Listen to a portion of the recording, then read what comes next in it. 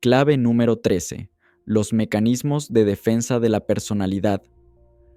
Represión subconsciente. Los mecanismos de defensa se conocen también con el nombre de mecanismos de adaptación psíquica y son parte de la personalidad psicológica. Se forman especialmente en la niñez a nivel subconsciente e involuntario, protegiendo en forma artificial al yo psicológico de toda agresión, dolor, dificultad, inseguridad, peligro, tensión o ansiedad.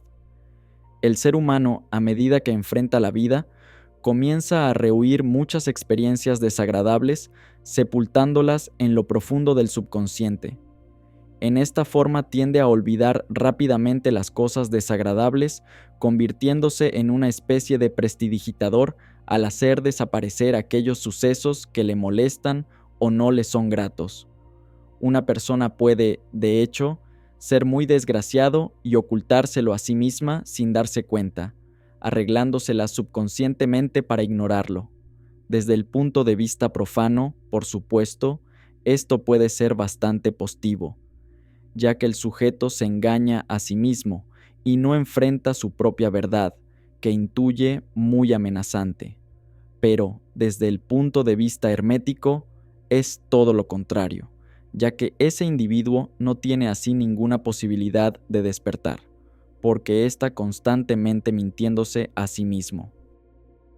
Estos mecanismos no resuelven en ningún caso los conflictos internos, y son tan solo la aspirina o evasión de los mismos, ya que arrojan al subconsciente energías que allí pueden adquirir especial virulencia y manifestarse después en forma de perturbaciones psíquicas inexplicables.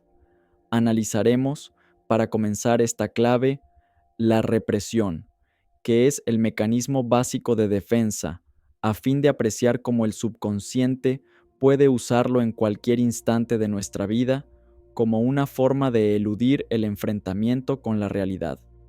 Existen dos tipos de represión: la represión subconsciente y la represión consciente.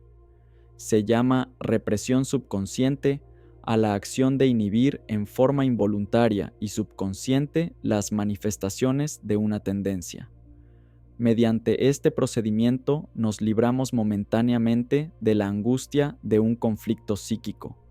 Por medio de la represión, el yo psicológico evita que algún impulso, sentimiento, deseo o fantasía se haga consciente, por representar posibles tentaciones o castigos por causas de exigencias censurables.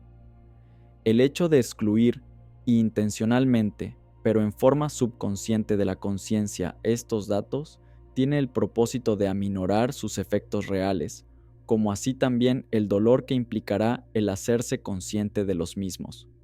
Pero lo reprimido, aun cuando no es sentido conscientemente, continúa en vigor, y los conflictos surgen generalmente cuando se producen experiencias nuevas que tienen alguna vinculación con aquello que ha sido previamente reprimido, mediante el proceso de la asociación mental que expusimos en la clave anterior.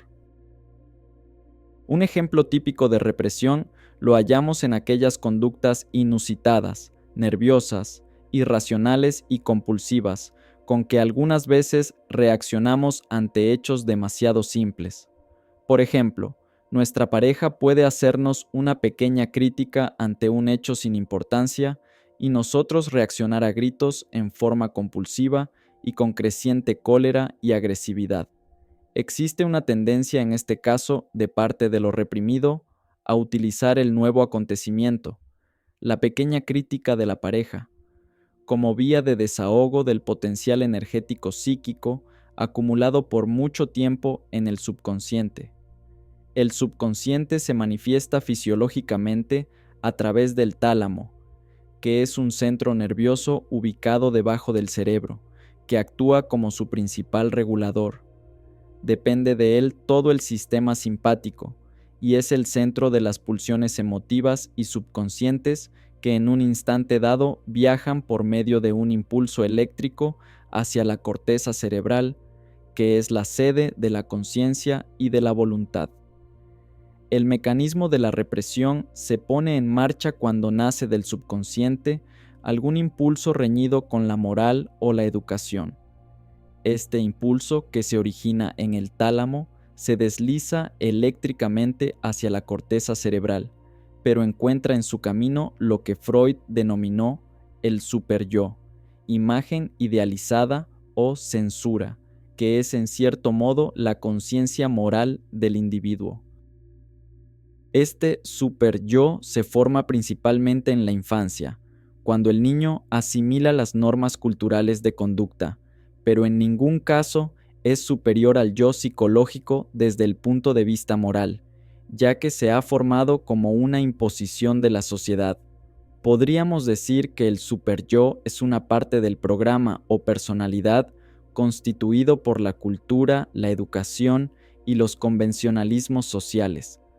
Su actuación pone en movimiento diversas prohibiciones, lo que trae por consecuencia que una pulsión cualquiera que nació en el subconsciente sea censurada por el superyo y devuelta al tálamo, sin que logre llegar a la corteza cerebral donde reside la conciencia y la voluntad. Esta pulsión, al no poderse expresar en forma natural a través de la conciencia, deriva entonces hacia el sistema nervioso simpático, que al perturbarse da origen a la angustia, la cólera, la agresividad, etc., sin que la persona hasta el momento llegue a enterarse de todo este proceso, puesto que al no llegar a la corteza cerebral, se realizó subconscientemente, sin que logremos percatarnos de lo que pasa, a no ser por la forma compulsiva en que reaccionamos en algunas ocasiones. El siguiente caso es un buen ejemplo de cómo actúa este mecanismo. Un hombre de edad siente deseos de llorar en cierta ocasión. Las circunstancias que provocan este deseo corresponden a vivencias ocultas en el subconsciente, ya que ante sucesos similares el individuo acostumbraba a llorar cuando niño. El subconsciente tiene la edad de un niño.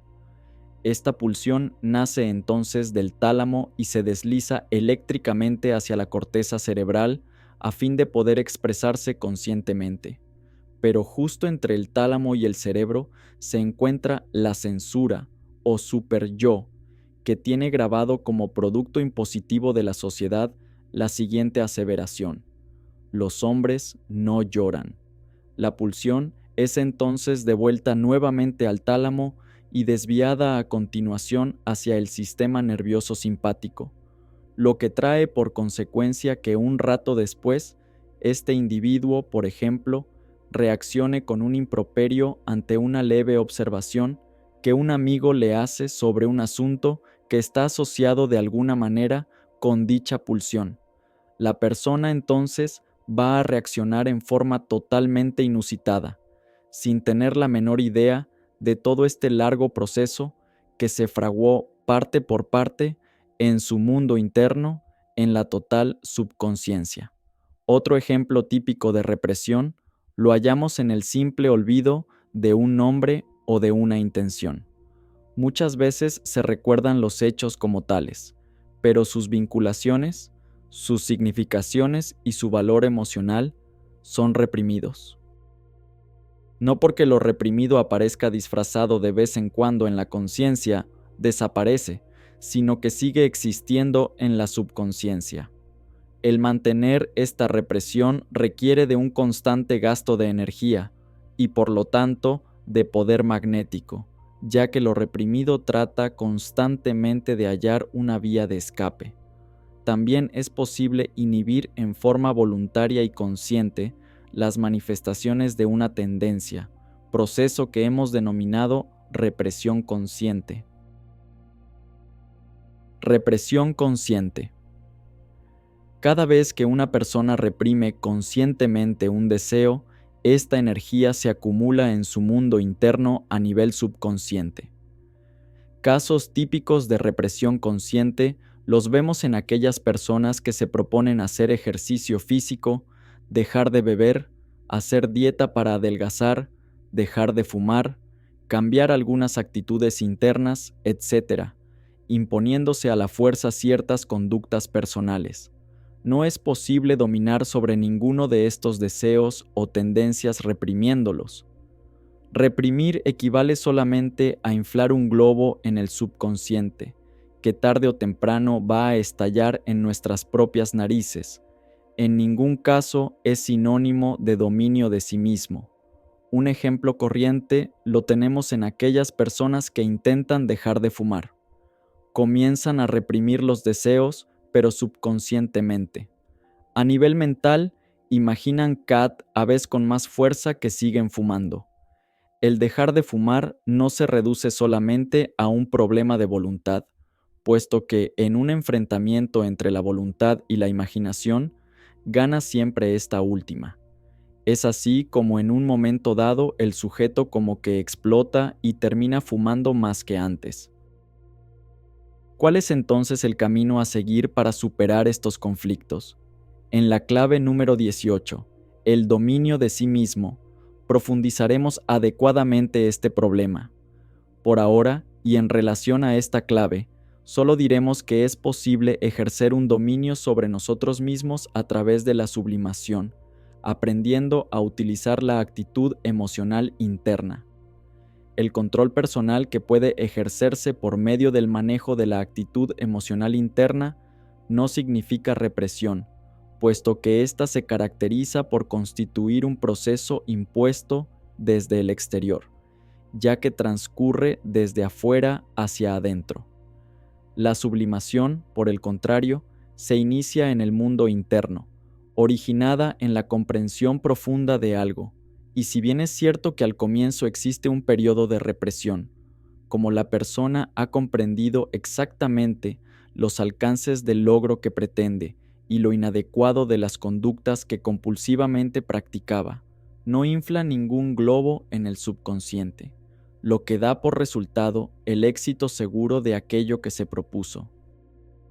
En el caso del fumador, por ejemplo, éste debería comprender profundamente lo negativo del vicio, a fin de realizar la respectiva sublimación.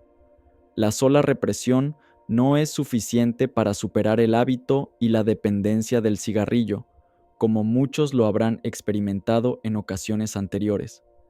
Haremos a continuación un exhaustivo análisis del vicio del cigarrillo para mostrar la forma en que se llega a sublimar un defecto a través de la comprensión profunda del asunto. Análisis del vicio del cigarrillo. Es fundamental que la persona comprenda profundamente: 1. Las aparentes ventajas o pseudo-ventajas del cigarrillo. 2. El cigarrillo y su influencia en la salud. 3. La conveniencia de dejar el cigarrillo. 4. ¿Cómo dejar de fumar? 1. Las aparentes ventajas o pseudo-ventajas del cigarrillo. Cigarrillo parece agradable al final de la comida o con el café. El cigarrillo parece ser una buena compañía cuando estamos solos. El cigarrillo parece relajarnos mentalmente. El cigarrillo parece que nos hace sentir más cómodos cuando estamos con otras personas, al estabilizar las manos y la posición de estas. El cigarrillo parece que nos permite evadir situaciones de tensión. Cuando fumamos, dejamos de atender a nuestro interlocutor o a la ocupación o actividad que nos está abstrayendo. El cigarrillo parece estimular la actividad intelectual. El cigarrillo parece que ayuda a pasar el tiempo. El cigarrillo parece que nos permite repetir las poses de moda en películas o afiches. El cigarrillo parece que rebaja los estados de angustia. 2. El cigarrillo y su influencia en la salud. Todo el mundo quiere saber con certeza la respuesta a esta pregunta. ¿Cuál es el efecto del cigarro en mi salud? Fumar o no fumar es el típico frecuente en la conversación de millones de fumadores en el mundo entero. Hasta muy recientemente el público ha estado confuso sobre este punto, como la profesión médica lo estuvo en el pasado. Ahora la prueba irrefutable sobre los efectos nocivos del uso excesivo del tabaco no puede ser despreciada por más tiempo. Sin embargo, a despecho de esta evidencia, el público se manifiesta todavía indeciso o renuente. Este hecho se hace claramente palpable por la confusión que le provoca a muchos de ellos el que una gran mayoría de los médicos fuman indiscriminadamente y sufren las consecuencias del vicio, como si fueran ignorantes de que se están suicidando lentamente.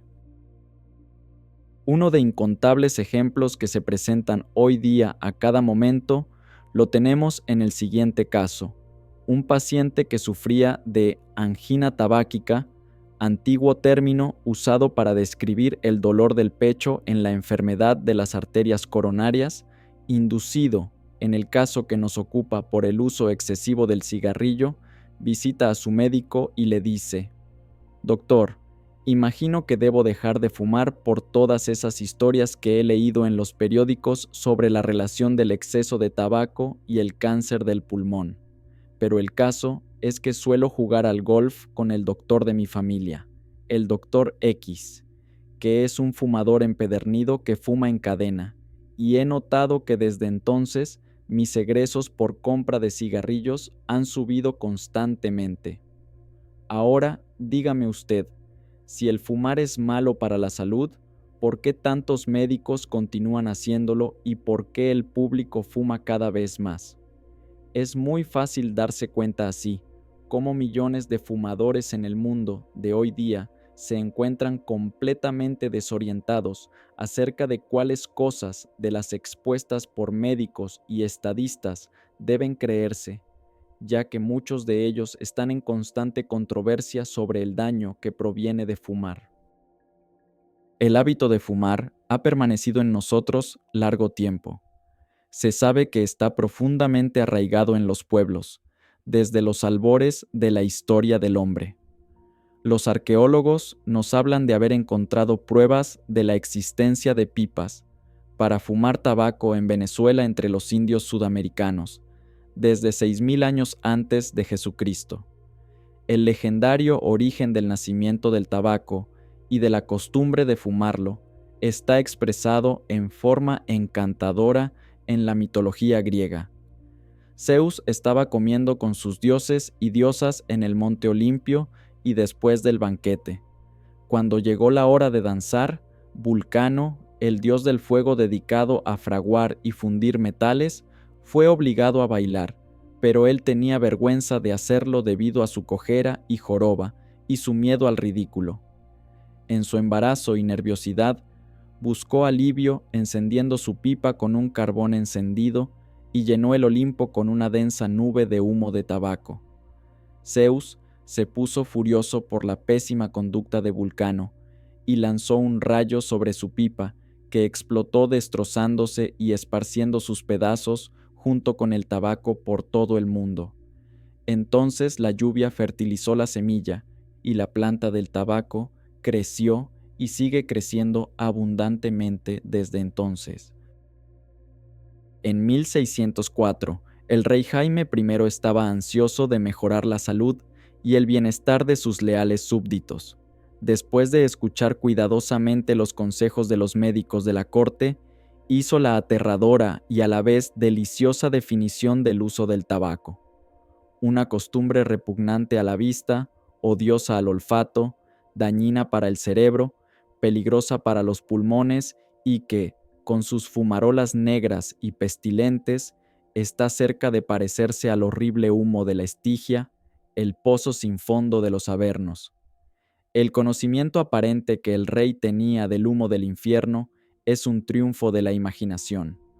Un poco más tarde, en 1689, la Escuela Médica de París estudió y reportó los efectos del humo del tabaco sobre la salud y su influencia sobre el término de la vida, y llegó a la conclusión, que sostuvo durante largo tiempo, de que el tabaco definitivamente acorta la vida, causa cólicos, diarrea, ulceración de los pulmones, asma, tos, dolor en el corazón, desnutrición e impotencia.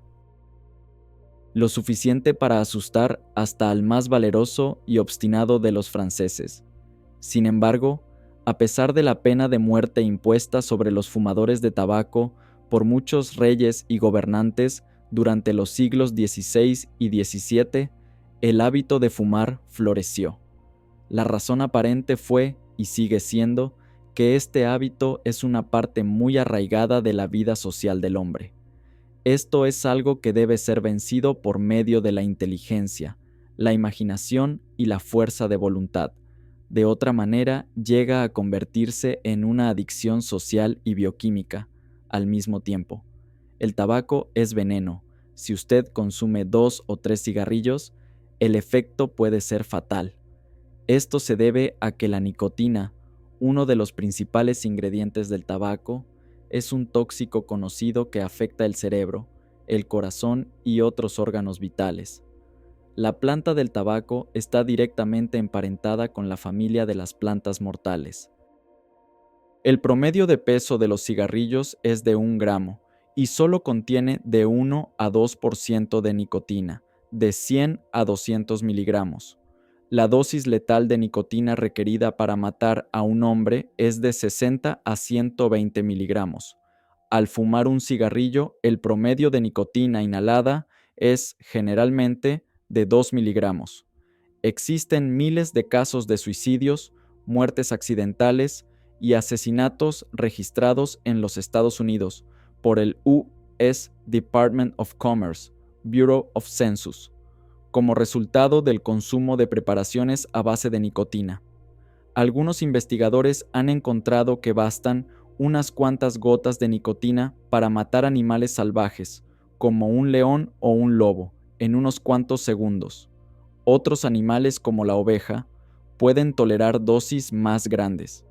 Afortunadamente, el cuerpo elimina rápidamente la nicotina, sin dar lugar a que el promedio inhalada se acumule, a menos que el fumador consume una cantidad excesiva de cigarrillos. Si esto último acontece, entonces se presentan los síntomas clínicos de envenenamiento por nicotina. Tal cosa puede sucederle al fumador empedernido aun cuando generalmente llega a desarrollar cierta tolerancia hacia la nicotina. Aun cuando el cigarrillo no se inhale continuamente, existe por lo menos de la mitad a 2/3 de la nicotina contenida en él que es absorbida por el organismo por las mucosas bucales y la saliva. Además del principal veneno, o sea la nicotina, hay otros presentes en el tabaco: monóxido de carbono, cuando el tabaco se quema, arsénico y otras sustancias. Estas últimas contribuyen a la formación del cáncer de la boca, el esófago y el aparato respiratorio, incluyendo laringe, bronquios y pulmones. Consideremos algunos de los efectos de estos venenos que pueden afectar al hombre que fuma en exceso. Los efectos del tabaco sobre el corazón. Muchos médicos han tratado miles de pacientes que, en un momento u otro, han sufrido en cierto grado los síntomas de envenenamiento por tabaco.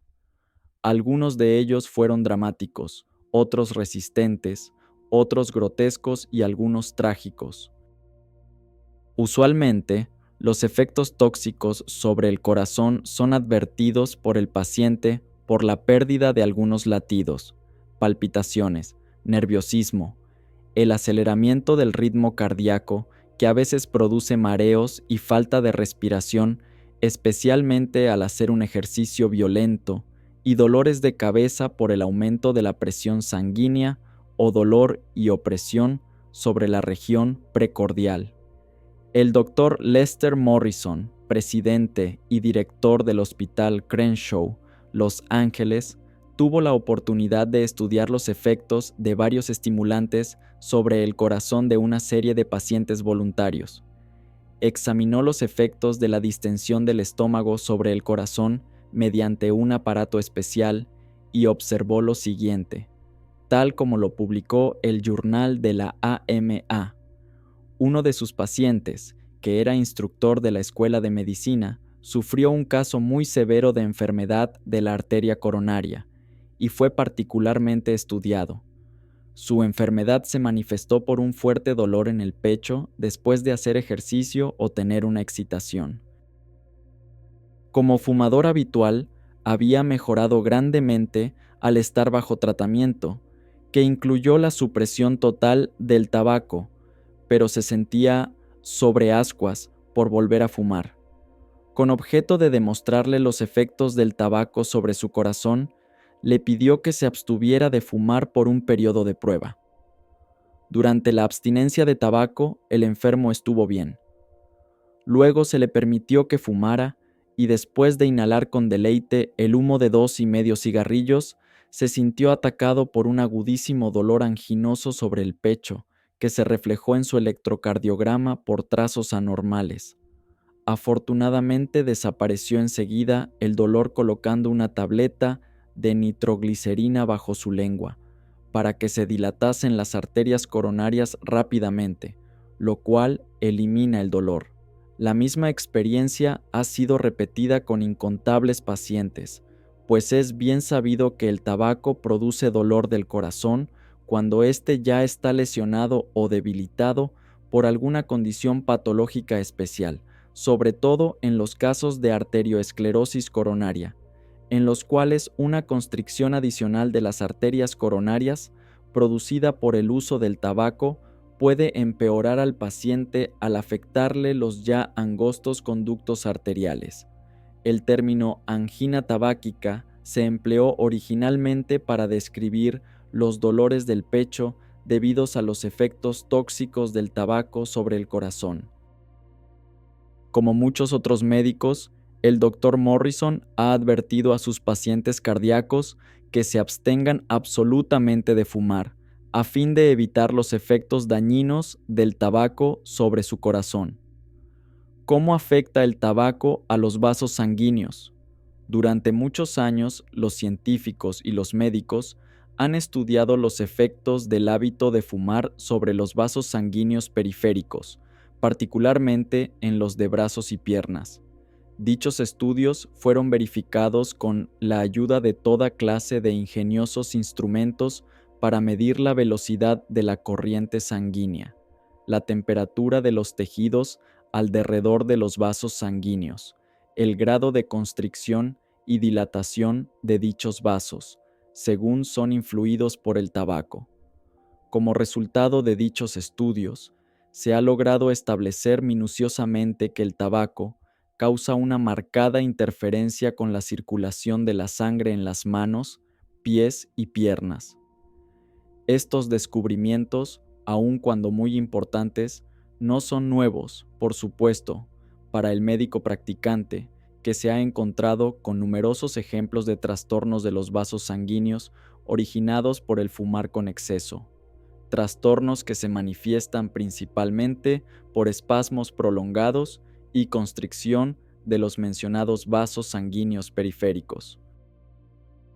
La nicotina es la sustancia más nociva que puede afectar los vasos sanguíneos del hombre. Tal hecho queda demostrado en enfermedades como el mal de Buerger's, obliteración de los vasos sanguíneos, generalmente en las piernas, la cual, por desgracia, requiere con frecuencia la amputación debido a la gangrena. Existe otra enfermedad asociada con el uso excesivo del tabaco, el síndrome de Raynaud, que se caracteriza por el espasmo de los pequeños vasos sanguíneos de las manos, pies, nariz, mejillas y orejas. Los pacientes que padecen esta enfermedad sufren lividez de la piel y dolor en las zonas afectadas, después de exponerse al frío, ansiedad, fatiga, presión física o choque. Tal condición puede conducir a las peores enfermedades de los vasos sanguíneos. En los casos de arterioesclerosis periférica y ateroma, especialmente de las piernas, se ha demostrado que la nicotina es un agente que agrava la constricción ya presente en los vasos sanguíneos del sujeto humano. Lo que hace el tabaco al aparato digestivo. Mucha gente disfruta al fumar un cigarro después de comer. Muchos tienen la impresión por ello de que fumar ayuda a la digestión. Un sinnúmero de estudios científicos, desarrollados durante más de una generación, coinciden en demostrar que el tabaco produce un efecto irritante sobre todas las partes del aparato digestivo y a menudo influye patológicamente y produce enfermedades en él. En la boca, una de las más peligrosas reacciones al hábito del tabaco ha sido la lengua geográfica o de fumador. En este estado, la lengua es marcada como un mapa geográfico y queda muy propensa al cáncer, que puede pasar de la lengua y extenderse a toda la cavidad bucal. Se sabe muy bien que el fumar en exceso precipita y reduce la cantidad necesaria de sales y enzimas en la saliva y la boca, decolorando y afectando el esmalte dentario. En esta forma, los dentistas y sus ayudantes se ven obligados a dedicar muchas horas de trabajo a raspar, limpiar y pulir la dentadura para librarla de los nocivos efectos del tabaco. El fumar a menudo provoca una gastritis o inflamación de la mucosa del estómago, debido a la absorción de nicotina a través de la saliva y las secreciones de la boca, al ser recibidas por el estómago, sobre el que actúan como irritantes locales, producen inflamación, catarro e inhiben la secreción normal de los jugos digestivos y los movimientos del estómago. La relación entre el hábito de fumar y el cáncer pulmonar. El aumento del cáncer del pulmón en los años recientes ha sido fenomenal. Muchos científicos médicos y estadistas han presentado pruebas que demuestran que el fumar tabaco está íntegramente ligado con el cáncer del pulmón y con el de la laringe. Esto ha provocado una controversia en las convenciones médicas, revistas de medicina y la prensa en general. Brevemente presentadas, las estadísticas médicas y científicas llevadas a cabo por instituciones del prestigio de la American Cancer Society han arrojado las siguientes cifras, pavorosas, en la cantidad de muertes ocurridas por cáncer de pulmón. A. Fumadores moderados que consumen de 10 a 15 cigarrillos diarios tienen 5 veces más probabilidades de tener cáncer que los que no fuman. B. Fumadores que consumen de 16 a 20 cigarrillos diarios tienen 15 veces más probabilidades de convertirse en enfermos de cáncer pulmonar que los que no fuman. C. Las personas que fuman de 25 cigarrillos diariamente tienen 25 veces más probabilidades de ser afectados por el cáncer pulmonar que aquellas que repudian el tabaco. El tabaco no es necesariamente la única causa del cáncer pulmonar. El hecho de que un buen número de muertes por cáncer del pulmón ocurra entre personas que no fuman indica que el tabaco no es la única causa de cáncer pulmonar. Los factores adicionales asociados con el cáncer del pulmón son contaminaciones del aire, emanaciones de los escapes de algunas máquinas, polvos del camino y toxinas industriales. Todos estos son también factores que pueden contribuir al desarrollo del cáncer pulmonar. Entre los factores más prominentes involucrados en el cáncer del pulmón se hallan los llamados carcinógenos, sustancias que producen el cáncer y que están ligados con el carbón de hulla que se desprende en la combustión de un cigarrillo. Aparentemente, cerca del 50% de las partículas sólidas inhaladas en el humo de un cigarrillo quedan depositadas en los bronquios, incluyendo la nicotina, el carbón y muchos otros productos, que no solo actúan como irritantes, que llegan a producir la bien conocida tos crónica del fumador, sino que son considerados por muchos como la única causa del cáncer en los bronquios y pulmones. En virtud de que el tabaco usado en la pipa y en cigarros puros contiene alcaloides y sustancias tóxicas más irritantes que los contenidos en el tabaco con que son elaborados los cigarrillos, el fumador de aquellos no inhala el humo totalmente. El resultado de esta particularidad es la notable reducción de la incidencia del cáncer entre los fumadores de pipa y puro. En comparación con las personas abstemias al hábito del tabaco, los fumadores de pipa y de cigarro puro desarrollan solo una ligera susceptibilidad al cáncer pulmonar. En cambio, entre ellos vemos una tendencia mayor a padecer cáncer en los labios, lengua y encías. Se llaman fumadores en exceso aquellos que consumen de 10 a 15 cigarrillos diariamente o más de 50 gramos de tabaco de pipa. El intento de reducir la nicotina y los residuos tóxicos contenidos en el tabaco por medio de filtros, cigarrillos desnicotizados y similares, no ha tenido mucho éxito hasta la fecha. Los efectos tóxicos del tabaco están presentes, aun cuando llegan a reducirse en un 10 a 30%. Las compañías fabricantes de cigarros han emprendido contraataques poderosos, subsidiando inmensas campañas publicitarias para contrarrestar la prueba de la relación del tabaco con el cáncer del pulmón. Tal lucha se ha librado en un campo de batalla, usando como armas las estadísticas. El cigarrillo perjudica nuestro rendimiento en el trabajo. Cada cigarrillo nos quita 10 minutos, privándonos de la concentración necesaria a un alto nivel de rendimiento. El cigarrillo es una costumbre vulgar. Inicialmente es un hábito sofisticado. En la actualidad no tiene originalidad. Cuando fumamos no estamos respetando el derecho al aire limpio de las demás personas que nos rodean. El cigarrillo es un gasto mensual considerable.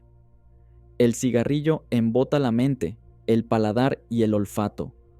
Los procesos mentales de claridad y concentración, totalmente necesarios para lograr un alto nivel vigílico, se van obstaculizando por la absorción de la nicotina, que actúa embotando la mente. El cigarrillo altera el sistema nervioso y perjudica el buen sueño, privándonos de las energías extras que son necesarias para lograr despertar. El cigarrillo nos hace dependientes, nos esclaviza, nos rebaja a meros títeres sin voluntad. El trabajo hermético lleva a fortalecer nuestro poder volitivo.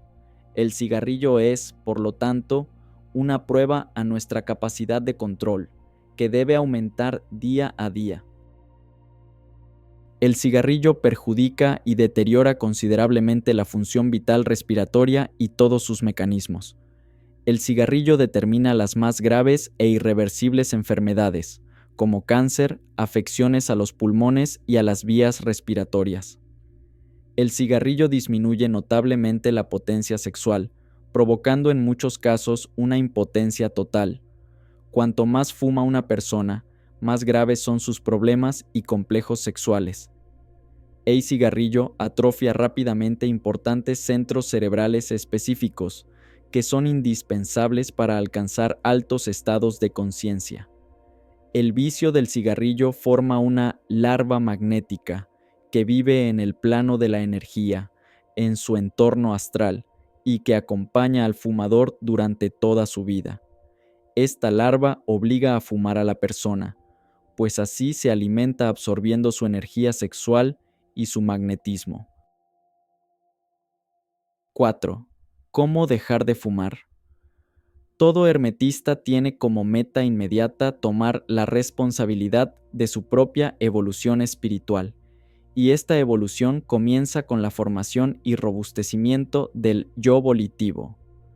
Toda dependencia de un vicio significa el debilitamiento del poder volitivo.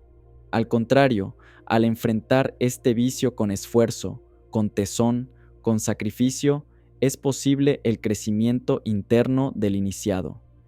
Está de más insistir en la urgencia de sobreponerse a este vicio. Solamente diremos que aquellos que quieran lograr metas elevadas en este camino espiritual deberán vencer este obstáculo, destruyéndolo hasta sus mismas raíces.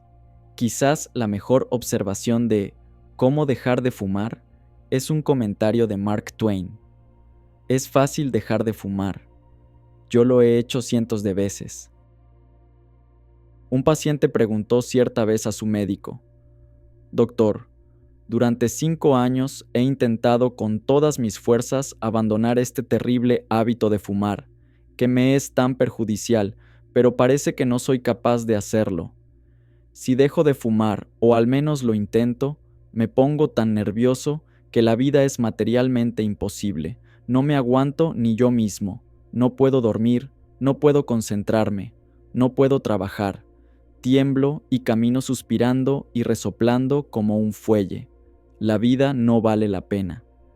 He intentado todo lo que me han dicho: hipnosis, autosugestión, plegarias, pipas, preparaciones en la lengua para que el cigarro me sepa amargo, pastillas de todas clases, Pero siempre vuelvo a lo mismo. Cigarrillos. ¿Qué puedo hacer? Claramente se observa que estas víctimas de la señora nicotina se han convertido en adictos del tabaco y están esclavizados a él como tantos otros infortunados seres que no pueden vivir sin opio, narcóticos o marihuana. En el mismo momento en que un fumador de tabaco trata de abstenerse de su hábito, se le desarrollan síntomas que pueden convertirse en molestias torturantes. Por fortuna, la mayor parte de los fumadores no son adictos esclavizados por el tabaco y pueden romper y modificar su costumbre hasta convertirla en casi inofensiva, sin privarse totalmente del placer que les proporciona. Si no puede usted dejar de fumar, por lo menos disminuya el número de cigarrillos. Muchas personas que se encuentran con el hecho de que no quieren o no pueden abandonar el tabaco son como el señor D, quien expresó a su médico: «Doctor, usted quiere que yo deje de fumar en bien de mi salud, pero sabe que puedo disfrutar de muy pocos placeres en la vida. Debo trabajar mucho para sostener a mi familia. No tengo pasatiempos y, además, estoy obligado a guardar una dieta rigurosa para bajar de peso. ¿No podría simplemente reducir el número de cigarrillos que fumo diariamente y, en lugar de consumir cajetilla y media, conformarme con 5 o 6 cigarrillos con filtro? Como regla general, esta es una buena solución, aunque para muchos no sea el ideal, pues facilita poder dejar de fumar si es necesario. Este método de paso a paso también evita que se produzcan en algunas personas los síntomas severos que provoca la abstinencia total y repentina. Cambie los cigarrillos por la pipa. Hay muchas formas de parar. Una, cambiar los cigarrillos por la pipa, ya que ésta satisface al fumador sin causarle tanto daño. Además, el fumar en pipa es un signo de distinción.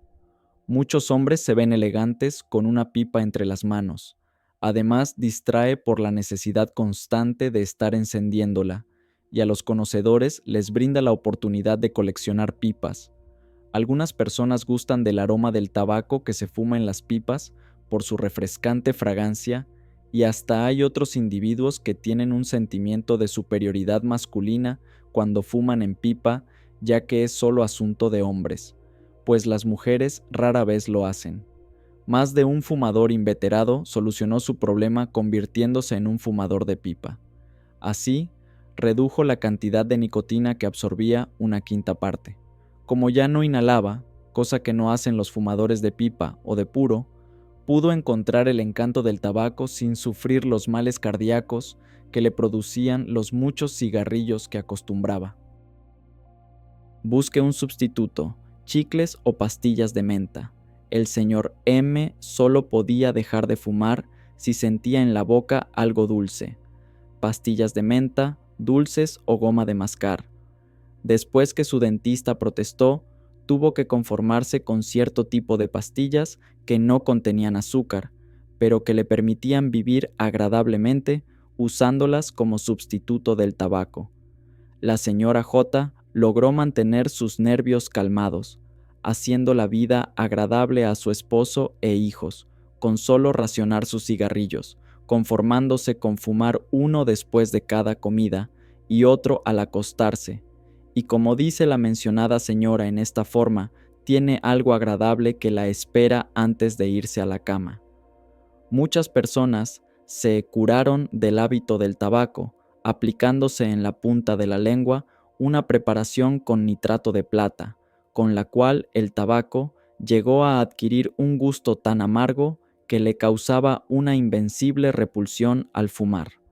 Este método es similar al que se ha introducido recientemente para curar el alcoholismo, usando una medicina llamada antabus. Si el alcohol es ingerido por cualquier persona mientras esté en tratamiento, tomando dicha sustancia le provocará violentos vómitos que le harán sentir una profunda aversión por las bebidas alcohólicas. Una mujer de edad madura, poseedora de un brillante intelecto y educación, ya que había sido criada en un hogar muy religioso. Su padre era un ministro presbiteriano. combinó la plegaria y la autosugestión para curarse el hábito del tabaco. Para ella era imperativo hacerlo, pues padecía úlcera gástrica y deficiencias cardíacas.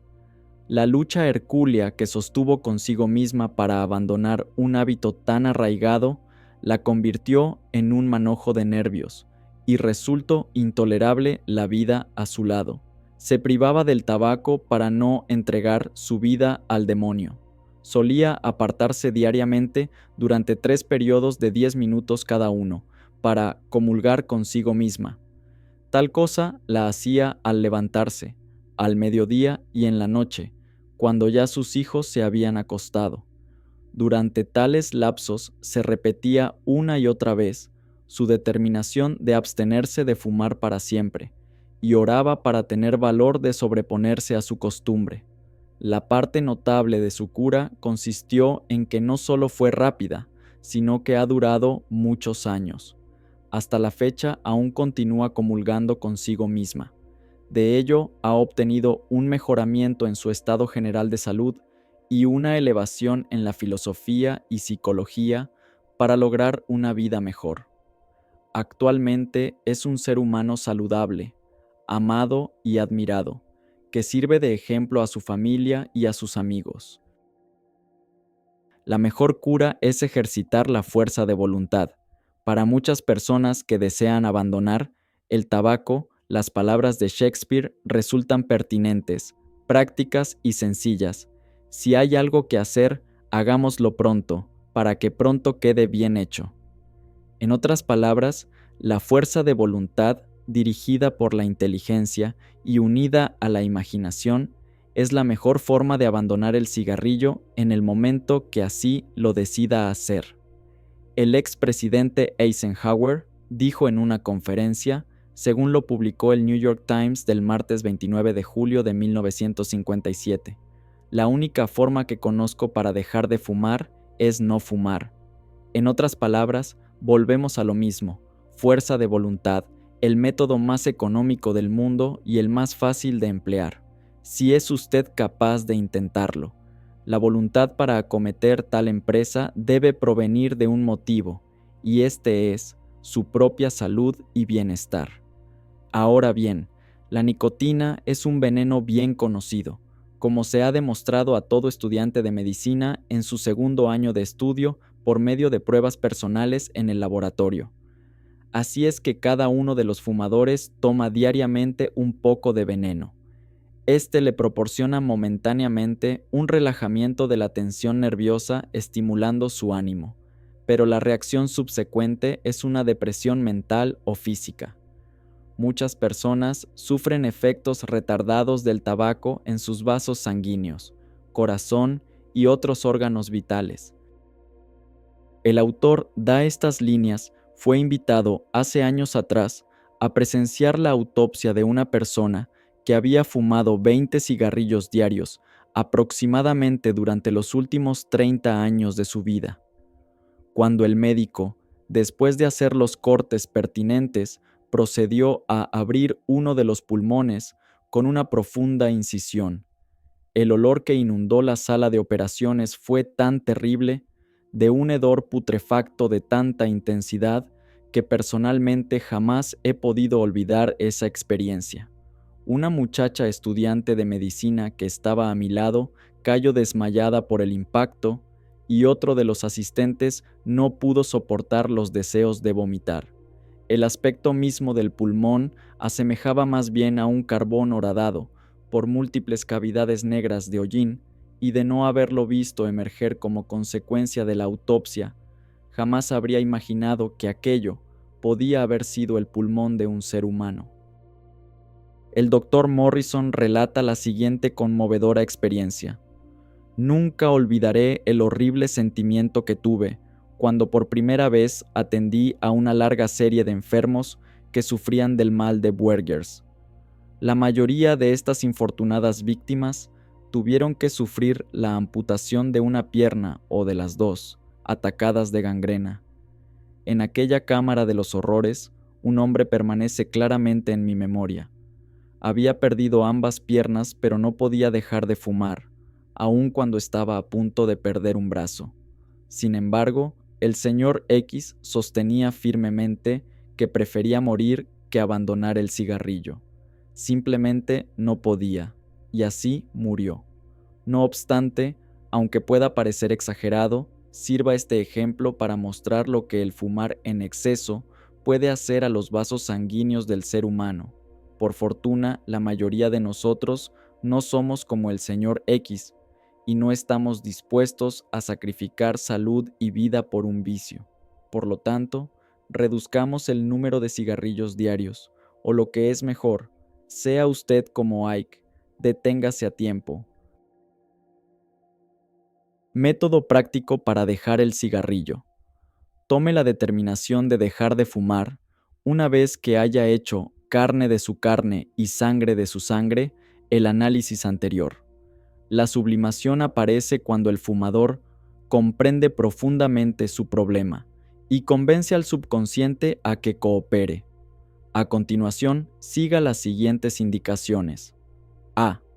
Prepare un enjuagatorio de 14 gotas de nitrato de plata al 1%, disuelto en 1 litro de agua.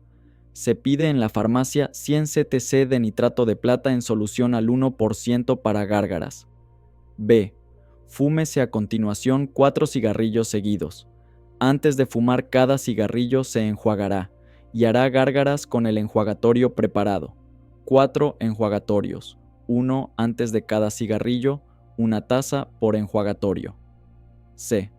Al sentir el mal sabor del cigarrillo, producto del enjuagatorio, se hablara a sí mismo frente a un espejo, mirándose fijamente a los ojos y de viva voz.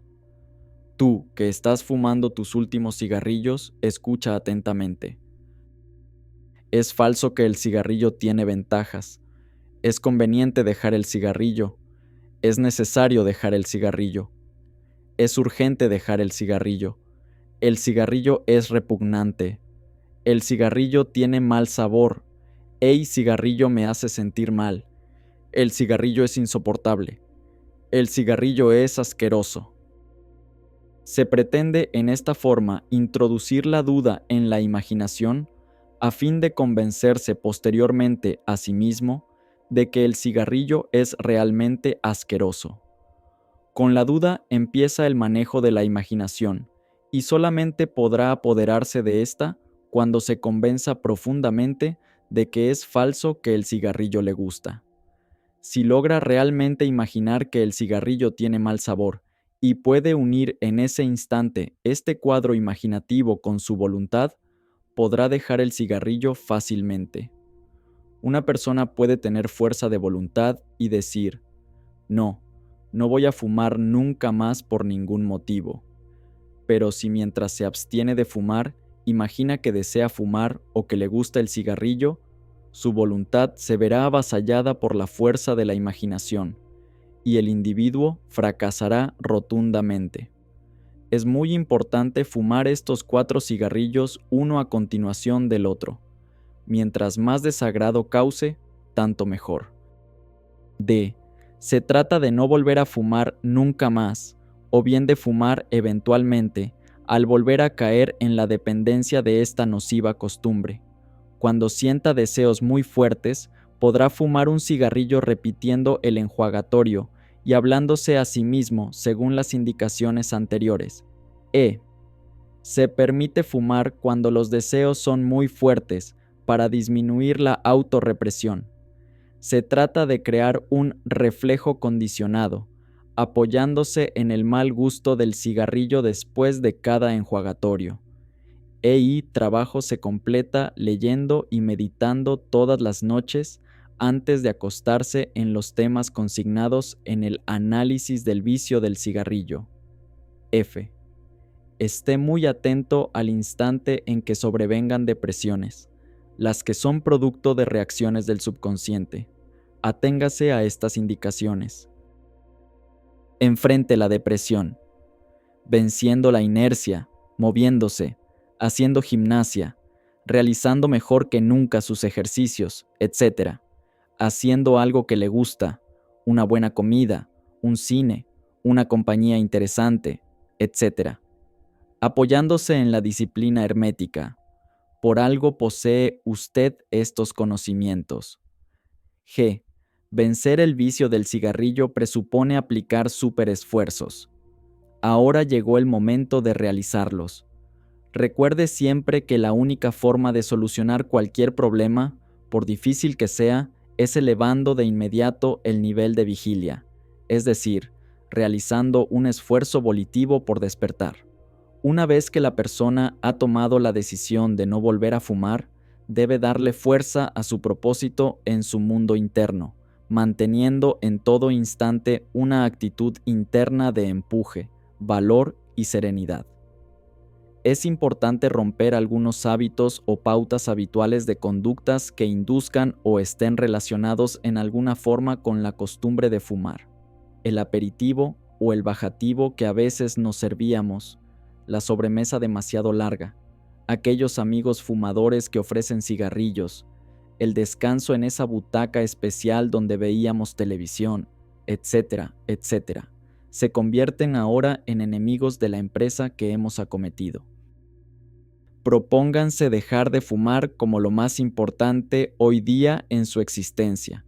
Elimine por ahora cualquiera otra meta o deseo por realizar, concentrando la mente, el corazón y la acción en una sola cosa: dejar de fumar para siempre. Hay personas que junto con dejar de fumar se proponen al mismo tiempo levantarse más temprano, hacer dieta para adelgazar, realizar ciertos ejercicios que antes no podían hacer, etc. En esta forma, lo único que consigue es desparramar su poder mental y con toda seguridad no lograrán nada. Cuídese mucho de beber alcohol de más o recargar el estómago con comidas demasiado opíparas, puesto que la voluntad flaquea de inmediato en estos casos y es muy fácil caerse. Si esto llegara a suceder, recuerde siempre que errar es humano y que la verdadera voluntad no consiste en no errar, sino en saberse levantar de inmediato después de una caída. ¿Qué importa caer 1000 veces si a la vez 1001 conseguimos lo que tanto anhelamos? Continúe hablándose ante el espejo todos los días durante algunos minutos. El doble etérico es la sede del subconsciente y el fumador abandonará el vicio en el mismo instante en que convenza al subconsciente de que el cigarrillo es asqueroso y perjudicial. Al despertar todas las mañanas, lo primero que debe realizar es el acondicionamiento vigílico compuesto de 5 etapas que expusimos en la clave anterior, agregando la siguiente afirmación de viva voz: yo voy a vencer el vicio del cigarrillo, porque yo soy la suprema voluntad que se manifiesta en mí a partir de este instante.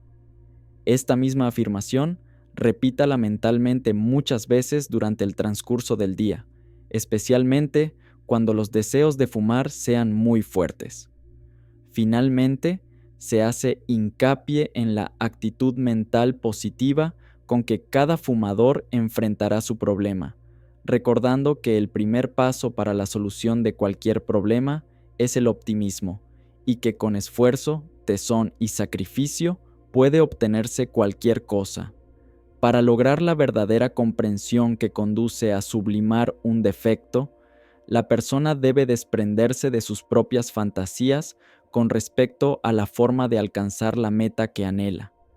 No existen recursos supuestamente mágicos en este camino, sino solamente esfuerzo, tesón y sacrificio. Sin embargo, a fin de despojarse de las propias fantasías, se necesita mucho valor, ya que cada persona desearía vivir en un mundo particular hecho a su propia medida. Son pocos los hombres que aceptan el mundo y la vida como son realmente, y que son capaces de aceptar sus propias limitaciones y defectos. La generalidad de las personas buscan una ilusoria felicidad solamente a través de los placeres materiales, sin ningún propósito en sus vidas y convencidos de que no existe algo mejor. No se desprenderían por ningún motivo de sus fantasías. El orgullo les parece lo más importante, y se dan cuenta demasiado tarde que han llevado una vida de placer para terminar siendo comidos por la naturaleza. Esta fábula que viene a continuación dice mucho entre líneas sobre el poder de las propias fantasías. La hormiga y la libélula. Una hormiga con un plan fijo en su mente estaba mirando una flor cuando una libélula se precipitó para saborear su cáliz. Se alejó y volvió a lanzarse sobre la flor. Esta vez, la hormiga dijo: «Tú vives sin trabajar y no tienes plan alguno. Si no tienes ningún propósito real ni aparente, ¿cuál es la característica dominante de tu vida y dónde terminará esta?», dijo la libélula. «Yo soy feliz y busco placer. Esto para mí es suficiente existencia y objetivo. Mi meta es no tener meta. Tú puedes planear como quieras. No puedes convencerme de que existe algo mejor. Tú a tu plan, yo al mío». La hormiga pensó: «Lo que es visible para mí es invisible para ella. Ella no sabe lo que les sucede a las hormigas. Yo sé lo que les sucede a las libélulas. Ella a su plan, yo al mío».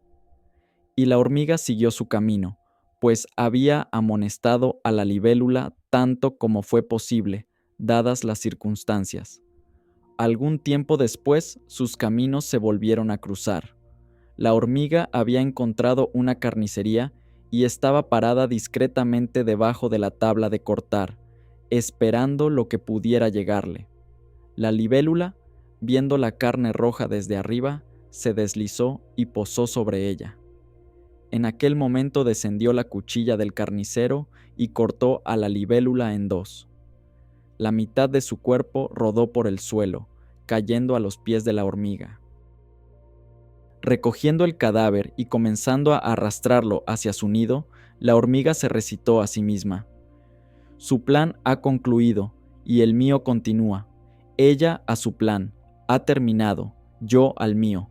Comienza un ciclo. El orgullo pareció importante, era una cosa transitoria, una vida de comer para terminar siendo comido por algún otro ser. Cuando yo sugerí esto, todo lo que ella fue capaz de pensar era que yo podría ser una aguafiestas.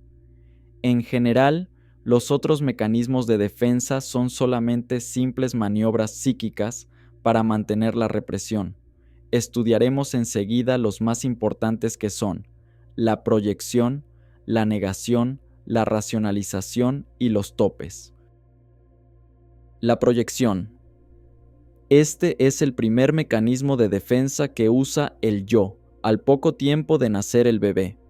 Se inicia cuando el niño percibe todo lo bueno y agradable como propio de sí mismo, y lo malo y desagradable como un ataque o agresión que viene de afuera, del mundo externo. En sí, la proyección consiste en atribuir a otras personas características, intenciones o motivaciones que están dentro de sí mismo, pero que el sujeto desconoce o no acepta como parte de su propia personalidad, por clasificarlas de inadecuadas, peligrosas o amenazantes para su autoestima. En esta forma es mucho más fácil descubrir un defecto en otra persona que verlo en uno mismo. Las palabras de Jesús: «Es más fácil ver la paja en el ojo ajeno que la viga en el propio», tienen aquí un profundo significado.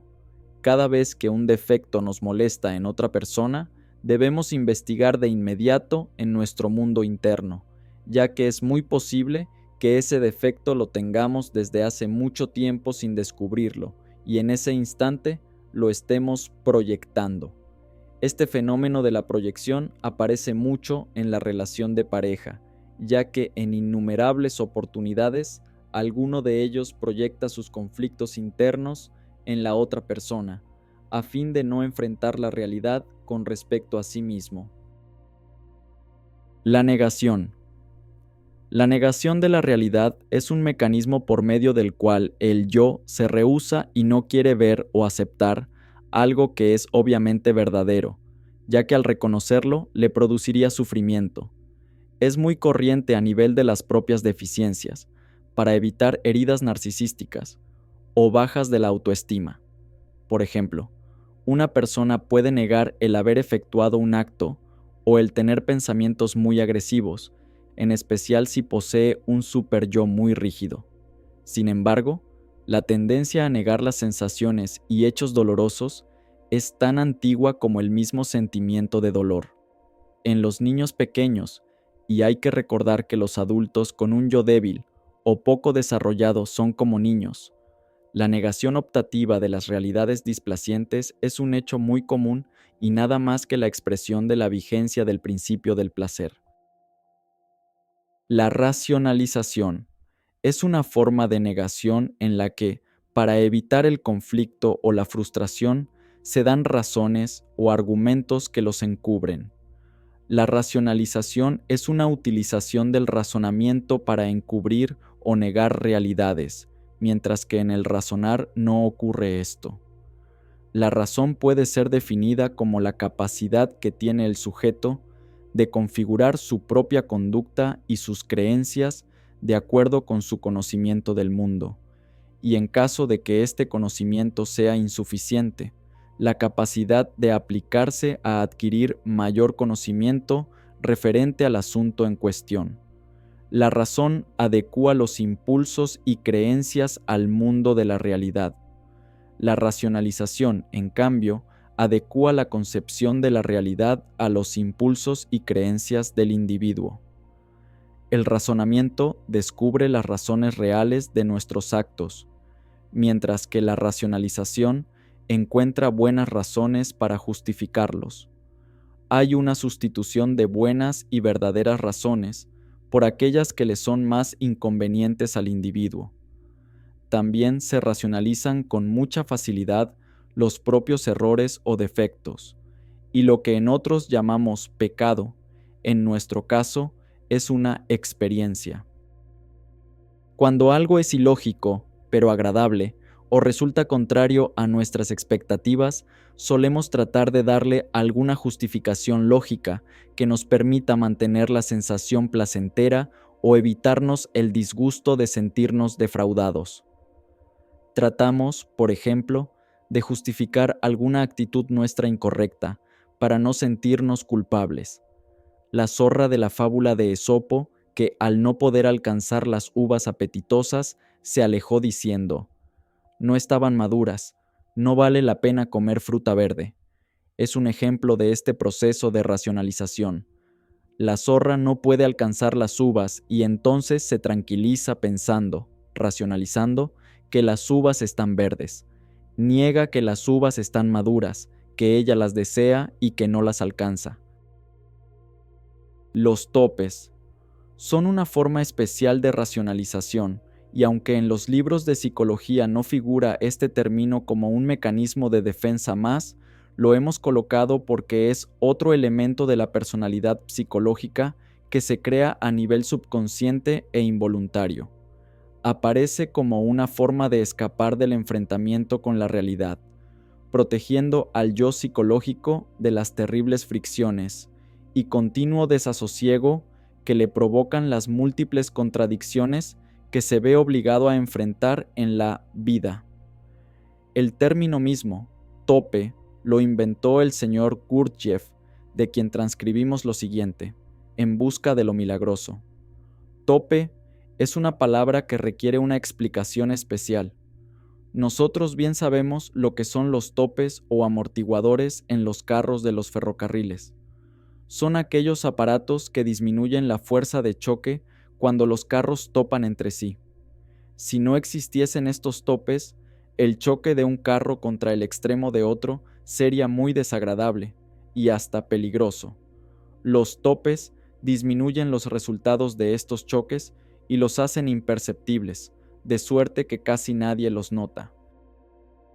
En el hombre existen exactamente los mismos topes. Fueron creados no por la naturaleza, sino por el hombre mismo, aun cuando esta creación haya sido involuntaria. La causa de que hayan tenido que aparecer se debe a la existencia de muchas contradicciones en el hombre, contradicciones en sus opiniones, en sus sentimientos, en sus simpatías, palabras y acciones. Si a través de toda su vida el hombre sintiese todas las contradicciones que lleva dentro, no podría vivir ni actuar con la tranquilidad con que se vive y actúa. Viviría en una eterna fricción, en un continuo desasosiego. Vemos así cómo el programa se defiende astutamente usando de todos estos mecanismos que se ponen en acción en nuestra vida común y corriente de todos los días. Hacer de la vida una maestra, clave número 4, es darse cuenta de cómo actúa el programa desde lo profundo del subconsciente, realizando verdaderas maniobras psíquicas a fin de mantener la represión. Algunos impulsos son reprimidos conscientemente y el globo se infla paulatinamente en el mundo interno, estallando en cualquier instante y cuando menos lo esperamos. Sin embargo, la mayor parte de las represiones se realizan a nivel subconsciente, sin que tengamos la menor idea de lo que sucede. Es fácil detectar cómo en los problemas de pareja aparecen los distintos mecanismos como una forma de escapar del enfrentamiento con la realidad. El hombre agresivo en la relación con su mujer, por ejemplo, comenzará reprimiendo la agresividad en lo profundo del subconsciente e inflará un globo que más tarde estallará en una riña, una separación o quizás en algo peor. Si esta agresividad se pone al descubierto en algún instante, la negará, aduciendo que él no es agresivo, y no aceptando por ningún motivo algo que es obviamente verdadero. En otros casos, se defenderá diciendo que él no es agresivo, sino que la agresiva es su pareja, con lo cual proyectará el problema hacia otra persona. Si por algún motivo queda muy en evidencia su agresividad, se verá obligado a aceptarla, pero en este caso la racionalizará, aduciendo buenas razones que lo obligarían a ser agresivo con su mujer. Sin embargo, en lo profundo de sí mismo, él sabe muy bien que sí es agresivo, lo cual dará nacimiento a una molesta contradicción. Se da cuenta de que no le es posible destruir esta contradicción, y entonces crea a nivel subconsciente un tope, un amortiguador psicológico capaz de atenuar el choque entre los opuestos contradictorios. En esta forma, experimenta la suave sensación de que todo marcha bien nuevamente, que no existe contradicción alguna y que puede seguir durmiendo en paz. ¿Cómo es posible desarticular estos mecanismos que nos impiden enfrentar la realidad tal cual ésta es? La respuesta es una sola: haciéndonos conscientes, es decir, poniéndolos en descubierto, dándonos cuenta de su existencia y de cómo aparecen en cualquier instante en nuestra vida.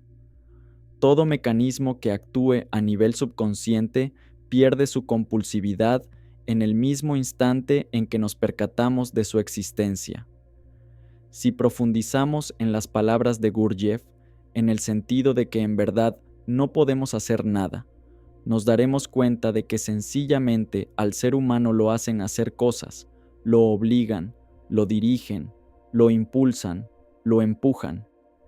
Si realmente el sujeto se da cuenta de su situación, tiene en ese instante que topar fondo, y al topar fondo nace en su ser interno un poder muy grande, una fuerza extraordinaria, porque el individuo se da cuenta que, si él no puede hacer, en realidad, no existe, no ha nacido, no ha llegado aún a este planeta Tierra. Si un individuo existe, lo inherente a ello es la capacidad de hacer cosas. Si no puede hacer, entonces existe solo como un objeto, como una máquina. La máquina no puede hacer cosas, es obligada a hacerlas. Si en realidad el ser humano no existe, entonces podemos afirmar que es nada. Y el lograr comprender esto profundamente, Gurdjieff lo llamaba la experiencia de la propia nadidad, tema que profundizaremos en la próxima clave.